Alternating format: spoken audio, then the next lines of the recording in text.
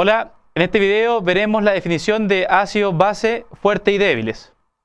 Lo primero es volver a recuperar nuestra escala de pH que habíamos encontrado anteriormente, que tenían valores desde el 1 hasta el 14.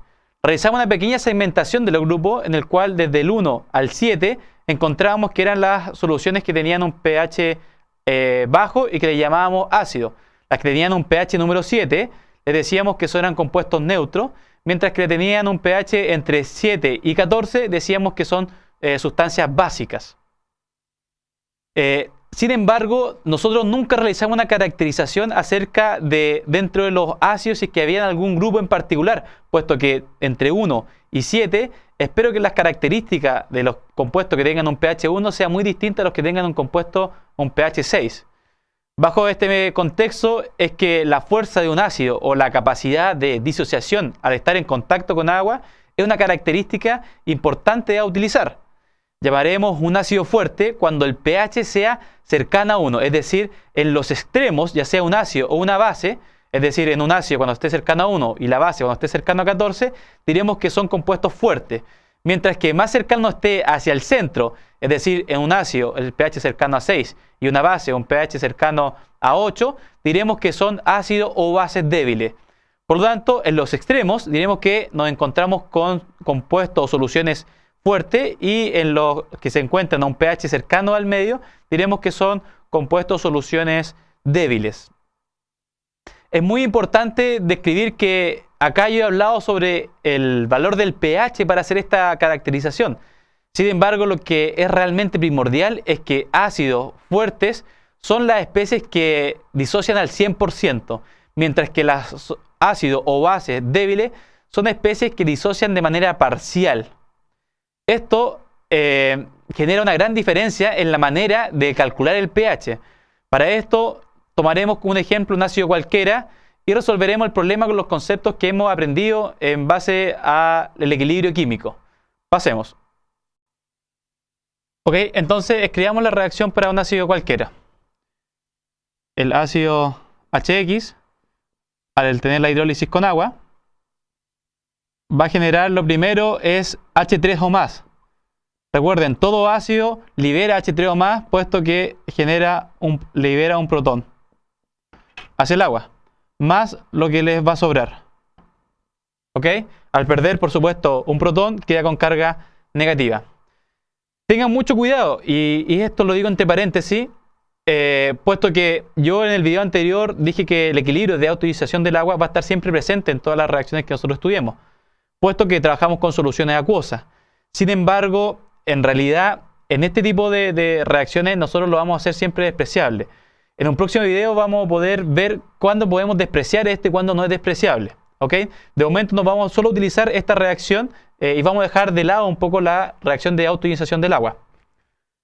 No he colocado los estados de agregación, los voy a colocar ahora, que son acuosos, el agua es líquida y los analitos que genero son en estado acuoso. Ok, entonces volviendo a nuestra reacción, podemos calcular la constante y podemos encontrar la expresión para nuestra constante de equilibrio. La constante de equilibrio va a estar dada por la concentración de H3 o más por la concentración de X menos sobre la concentración del ácido. ¿Ok? Entonces, esta expresión, en realidad esta constante, nosotros la caracterizamos con una constante y le agregamos un subíndice. En este caso le agregamos un subíndice con la letra A, que indica de constante de acidez, y en los casos de las bases le agregamos una letra B para indicar que es una constante de basicidad.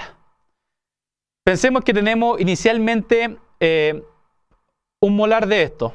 Es decir, en el recipiente agregamos un molar, la concentración inicial del ácido es 1 molar.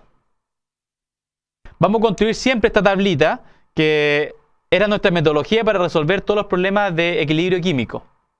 Entonces, habíamos dicho que lo reaccionado, la concentración reaccionada iba a ser X, acá iba a ser X y iba a ser X, para que la concentración final fuese 1 menos X, no fuese nada, X e X.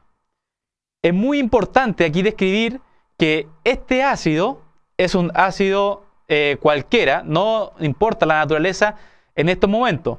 Por lo tanto, si yo escribo esta constante de acidez, es decir, K sub A, reemplazando ahora los valores que yo encontré en el estado final o estado de equilibrio para esta reacción, son que es X, que es la concentración de H3O más, por X, la concentración de X menos, sobre 1 menos X. Por favor, no se confundan esta X con este X. Tal vez debiese haber aplicado otra variable, pero son cosas distintas. Es claro notar que para un caso, cuando el ácido es débil, o si ustedes piensan en un extremo en el cual no se disocia nada, es decir, el X es muy cercano a 0, yo esperaría, cuando el X es muy cercano a 0, que la constante también sea muy cercana a 0. Y ese sería un caso bastante trivial, puesto que si el X es bastante pequeño, significa que no reacciona casi nada. Es decir, no reacciona. Si aproximamos a que no reacciona, por lo tanto la constante de equilibrio debe ser 0. Esa reacción no la vamos a estudiar, puesto que no ocurre esa reacción.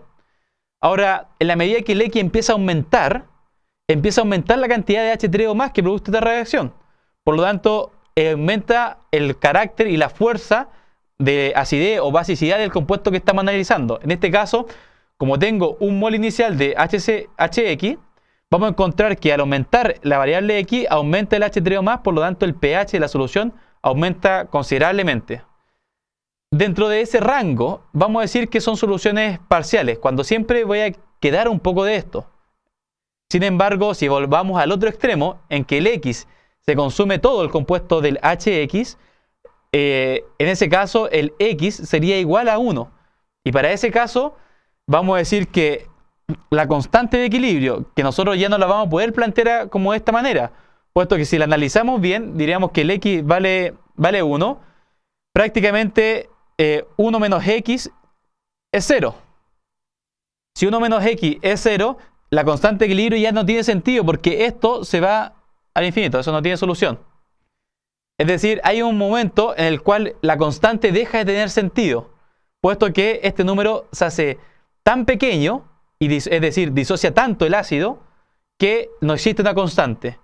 Esto es un resultado súper importante, puesto que ustedes desde ahora en adelante van a poder guiarse si es que un ácido es fuerte o es débil, de acuerdo a si es que tiene una constante de equilibrio. Si es que tiene constante de equilibrio, debe ser obligatoriamente uno débil, y sus valores están tabulados. Si es que no tiene una constante de equilibrio, significa que es un ácido fuerte. Después vamos a ver el tratamiento específico que requiere cada uno de ellos.